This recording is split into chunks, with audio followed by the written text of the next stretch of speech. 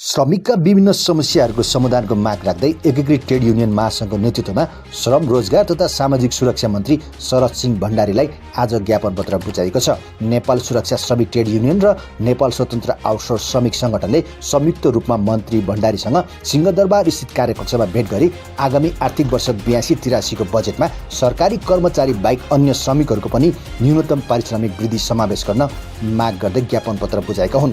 कार्यक्रममा एकीकृत trade union महासङ्घ राष्ट्रिय अध्यक्ष विष्णु प्रसाद लम्सालको उपस्थितिमा नेपाल सुरक्षा श्रमिक ट्रेड युनियनका अध्यक्ष प्रेमबहादुर कार्कीले मन्त्री समक्ष ज्ञापन पत्र वाचन गरी श्रमिकहरूका समस्या र सुझावहरू प्रस्तुत गर्नुभएको थियो। ज्ञापन पत्र ग्रहण गर्दै मन्त्री शरद सिंह भण्डारीले श्रमिकहरूको मागप्रति सरकार गम्भीर रहेको बताउनुभयो। उहाँले भन्नुभयो, हामी विभिन्न ट्रेड युनियनसँग सम्पर्कमा छौँ, तर आजसम्म यस्ता मागहरू औपचारिक रूपमा आएका थिएनन्। तपाईँहरूले उठाउनु भएको माग न्यायसँग छन्। आगामी बजेटमा सकेसम्म सम्बोधन गर्ने प्रयास गरिनेछ।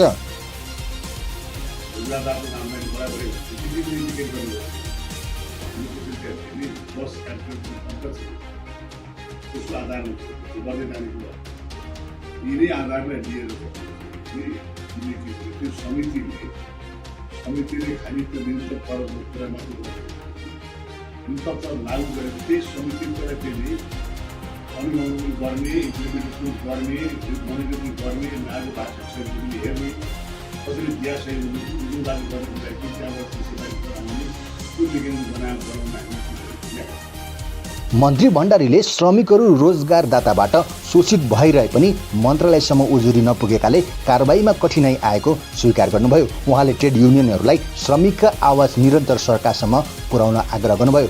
ज्ञापन पत्र बुझाएपछि महासङ्घका अध्यक्ष लम्सालले यसै आर्थिक वर्षमा श्रमिकको तलब वृद्धि हुने आशा व्यक्त गर्नुभयो। शोषित पीडित हुनु पर्दैन, त्यो त पर्दैन। धन्यवाद।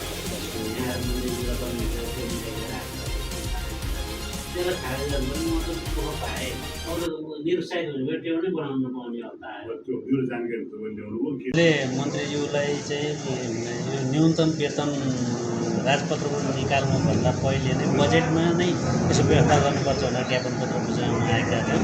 मन्त्रीज्यूले हाम्रो कुरो ध्यानपूर्वक सुन्नुभयो र उहाँले एउटा समस्या के भन्नु भने न्यूनतम वेतन बोर्डमा चाहिँ यो छलफल भइरहेछ। बोर्डले चाहिँ नि बजेटभन्दा पहिला हामीले बुझायो भने हामी ल्याउन सक्छौँ। अब यदि उसले चाहिँ नि बुझाएन भने ल्याउन सक्दैनौँ। त्यो कारणले गर्दा अब चाहिँ हामी यो न्यूनतम वेतन चाहिँ तलब वृद्धि गर्ने बेला मात्रै चाहिँ नि बस्ने जुन चलन छ त्यसको अन्त्य गरेर वर्षभरि नै यसो बैठक बस्ने र समयमै बुझाउने चाहिँ परिस्थिति यदि न्यूनतम वेतन बोर्डले बनायो भने आगामी बजेट अर्को वर्षदेखि चाहिँ हामी यो व्यवस्था गर्न सक्छौँ भन्ने कुरो।